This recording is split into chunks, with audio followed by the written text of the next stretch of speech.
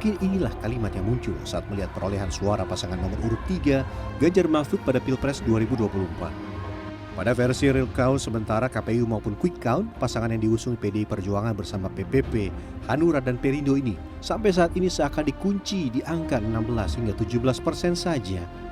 Angka ini jauh dibandingkan dengan perolehan pasangan nomor urut 1 Anies Muhaimin di kisaran 24% dan selisih jauh dibandingkan pasangan nomor urut 2 Prabowo Gibran di angka di atas 55%. Ironinya, suara Ganjar Mahfud juga terpuruk di sejumlah daerah yang dicap sebagai kandang banteng atau basis massa PDI Perjuangan. Salah satunya Jawa Tengah. Tim pemenangan Ganjar Mahfud di Jawa Tengah menuduh pemberian bansos oleh Jokowi jadi pemicu yang paling mempengaruhi anjloknya suara Ganjar Mahfud di Jawa Tengah. Meski tidak menampik dugaan money politik atau politik uang besar-besaran. Money politiknya kalah gede. Udah menjadi rahasia umum itu, Mas. Kalah sama bansos. Terus Pak.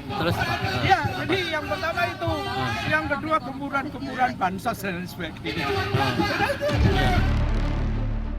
Pandangan berbeda disampaikan tim kampanye daerah Prabowo Gibran Jawa Tengah yang menyebut ambiarnya suara Ganjar Mahfud justru dipicu pola politik menyerang yang dilakukan tim Ganjar Mahfud ke sosok personal Jokowi. Dari pernyataan budayawan Butet Kertarejasa, Guntur Soekarno Putra, dan Ahok yang muncul keras sepekan sebelum coblosan, ditambah film Dirty Vote sehari sebelum coblosan. Masyarakat Jawa Tengah ini bisa dibilang kurang sreg dan tidak rela kalau ada pihak-pihak tertentu yang memojokkan bahkan menjelek-jelekan Pak Jokowi, dan akhirnya mereka semua solid untuk mendukung 02 sebagai penerus perjuangan Pak Jokowi. Pengamat politik Universitas Diponegoro Budi Setiono menilai ada dua variabel besar yang mempengaruhi suara Ganjar Mahfud. Ini mesin politik partai yang tidak bekerja maksimal dan pengaruh Jokowi atau Jokowi efek di balik pasangan Prabowo Gibran.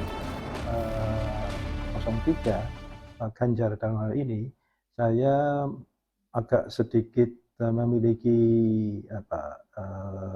pandangan atau kesan di mana infrastruktur partai itu tidak bergerak secara maksimal di dalam memobilisir para pemilih untuk memilih beliau. Ya, dalam hal ini mereka lebih cenderung untuk menyelamatkan kursi parlemen masing-masing dibandingkan dengan harus berjibaku membantu elektabilitas dari pasangan Ganjar dan Mahfud dalam hal ini. Di sisi lain, Pilpres 2024 menjadi hal yang sangat berbeda. Karena dari 204 juta pemilih, sekitar 55%-nya merupakan kalangan milenial dan Gen Z yang menyikapi pemilu atau Pilpres dengan santai tanpa ingin intrik. Posisi tembaknya orang-orang yang menang itu memang di posisi tembak remaja atau milenial ini gitu. Lihat aja bahasa dua ya, itu kan pakai bahasa kekinian ya, gemoy, kemudian yang ya santuy, kemudian gimmick-gimmicknya juga begitulah gitu. Kekalahan Ganjar Jawa Tengah ini pun seolah menampar muka, menunjukkan kinerja seorang Ganjar Pranowo yang menjabat sebagai gubernur Jawa Tengah selama 2 periode, seperti tidak mengena di hati masyarakat Jawa Tengah. Damar Sinuko, Semarang, Jawa Tengah.